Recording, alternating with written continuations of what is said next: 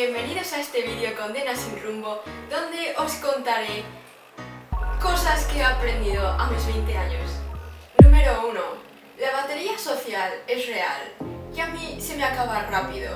Mi tope de conversaciones intensas y profundas es como entre 4 y 6 horas seguidas. Y luego cuando estoy en una situación social con muchas personas y la conversación no es tan interesante, pero es entretenida, lo que pasa es que mi cerebro, al no estimularse del todo, está como no pensando mucho, pero mi presencia corporal sí que gasta energía. Por lo que, por A por B, es como que acabo gastando mi energía social bastante rápido, o no sé si la gente simplemente como que finge que aguanta mejor que yo, pero en general, yo socializando un rato ya estoy bien. 2.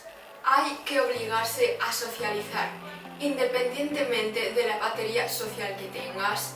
Eso de que con tus amigos de toda la vida y tu familia te basta, me parece muy bien, pero aparte de eso, siempre está la típica persona que se aferra demasiado a las personas con las que ha crecido, o tal vez con un único amigo o dos de la infancia.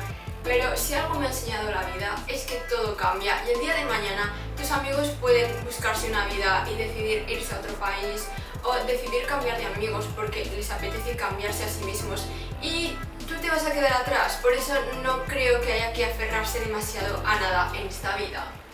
3. Soy de esas personas que piensa que para volverte más fuerte necesitas enfrentarte a aquellas cosas que te dan mucho coraje, miedo o respeto desde el principio. Pero si no te enfrentas a retos que ves como mucho más grandes que tú no te vas a volver suficientemente grande como para superarlos. Y básicamente tú quieres superarlos en esta vida. Así que tienes que echarle un poco de valor y tratar de ir a por esos retos que tanto miedo te imponen. Es como intentar subir una montaña. Tú una montaña desde abajo la ves muy alta, pero si poco a poco vas escalando, desde la cima tú solo ves lo que hay abajo. Pasa lo mismo con los retos. Hay que subirlos para luego verlos desde arriba. Y luego, en efecto, habrás crecido y te habrás vuelto más fuerte. 4. Cuanto más te enfrentes a situaciones incómodas, más cómodo te vas a sentir en ellas. Puede que tenga bastante sentido, pero hasta ahora no te hayas parado a pensarlo. Por ejemplo, hablarle a extraños, tal vez ir solo a sitios, incluso aún sabiendo que a lo mejor alguien quiere ir contigo. Bueno, en ese caso, deja que la gente te acompañe, pero por ejemplo, si quieres ir a ver una película sola al cine o solo, o ir a comer solo o solo a un restaurante, yo te aconsejo que lo hagas. O también, por ejemplo, mostrarte emocionalmente vulnerable. Sé que puede ser incómodo a primeras, pero luego te vuelves como más familiar con esa situación. Yo que sé, hay muchas cosas en el saco de la incomodidad, así que tienes terreno para explorarlo. 5. Ninguna respuesta es una respuesta. Durante los últimos 3-4 años de mi vida he sido víctima de una mentalidad de ¡ay, me están haciendo ghosting! Es porque he debido de haber dicho algo malo, he metido la pata. No, Almudena, no. Lo que pasa es que ya te están diciendo todo sin decirte nada, así que no has hecho nada mal. Deja de bajarte la autoestima y sentirte insegura por cosas que otras personas no han hecho o dicho, porque tú has hecho todo bien. Así que sí, o sea, no os preocupéis, si os hacen ghosting no es culpa vuestra, es culpa de la otra persona, no le deis demasiadas vueltas. Y alguien que os hace dudar de vuestra autoestima o no os respeta como para mandaros un mensaje y ser honestos, porque vais a sufrir por esas personas. Creo que sabéis muy bien lo que hay que hacer. Y este es el mensaje que me habría gustado darme a mí hace como 4 años, cuando de verdad sufrí como el primer ghosting de mi vida y me pegó fuerte, así que bueno. Pero bueno, ¿sabéis qué? Os voy a dar un consejo para el ghosting. Si no os responden en 24 horas, no no os preocupéis, la gente tiene una vida y no están todo el día pegados al móvil. Si no os responden en 48 horas, sí que hay que preocuparse un poco, porque probablemente, a menos que esa persona se haya ido de vacaciones a la montaña y no le llegue cobertura, te ha leído el mensaje o no leído, pero le ha llegado, sabe que le ha llegado o ha bajado la pestañita y sabe lo que decía tu mensaje y no te ha querido responder. Pero a lo mejor está por un mal momento, le pillas mal, o está con familia, o está en un viaje familiar, nunca se sabe. Pero bueno, ya, si no te responden en 72 horas, 3 días, entonces yo te digo que al cuarto día preparas un funeral mental de esa persona, le das gracias así como al universo por los buenos momentos que esa persona te hizo pasar. Y oye, adiós. Nada ni nadie es tan bueno como parece. No, y aunque no creáis, yo tampoco. Porque si os soy sincera, si realmente contara como mis valores y lo que realmente pienso acerca de muchos temas, mucha gente no estaría de acuerdo o sus valores tal vez no se alinearían con los míos. Y eso está totalmente bien, porque si todos pensáramos igual, tampoco habría gente que discutiera y el conflicto luego ayuda a resolver realmente problemas y hacer que la gente se entienda entre sí. Nos enseña paciencia y compasión de unos hacia otros. Así que bueno, no tengáis muchas expectativas puestas en ciertas cosas o en ciertas personas, porque seguro que la realidad es muy distinta a lo que os pensáis.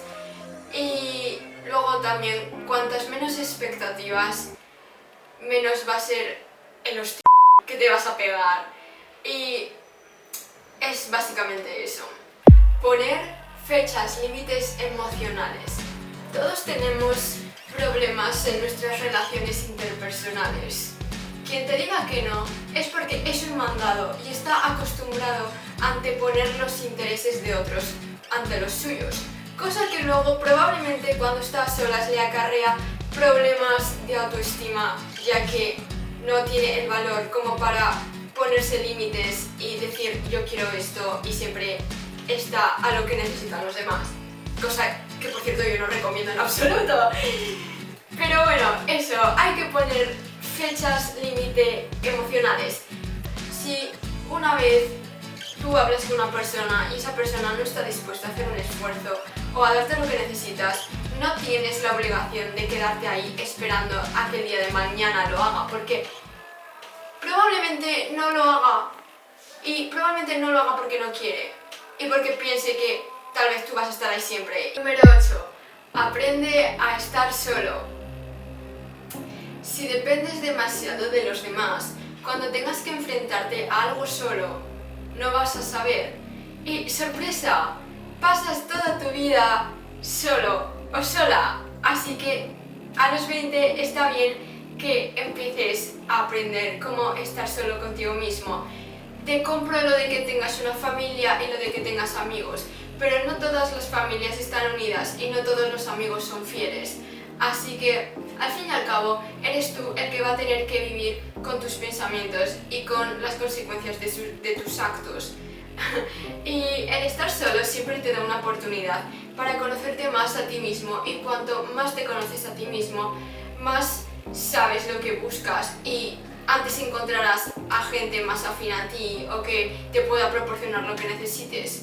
Así que te recomiendo empezar por hacer ese tipo de cosas solo y aguantarte a ti mismo y aceptarte tal y como eres y tratar de mejorarte constantemente con cosas que tú no te agradan de ti mismo. Y aquí vamos con la última cosa y que yo considero más importante, que me ha costado aprender en los últimos años de mi vida, pero que me ha ayudado un montón a hacer cosas que nunca me habría imaginado haciendo, y es que a nadie le importa lo que hagas con tu vida. Sí, puede que suene triste, incluso algo deprimente, pero eso tenéis que aprovecharlo a vuestro favor y pensar, bueno, si a nadie le importa que haga esto, lo voy a hacer, porque a nadie le importa qué más le da a la gente. Y así es como yo he llegado a este punto, subiendo vídeos medio malos a internet y...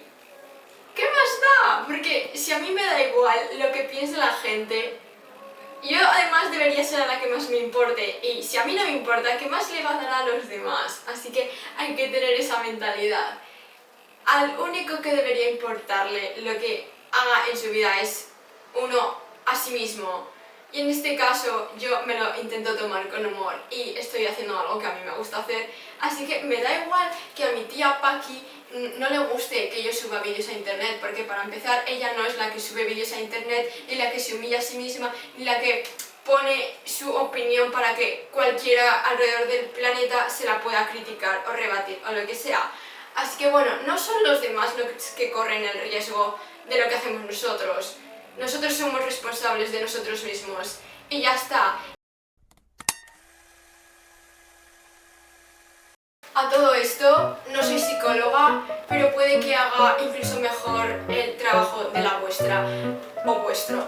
Así que bueno, si alguno quiere sesiones de terapia conmigo, sesiones de terapia con una persona no en plan profesional en esto, pero que crees que te sirve de algo, de consejos de vida, ponedmelo en los comentarios, tenéis mi correo electrónico, bueno, yo qué sé.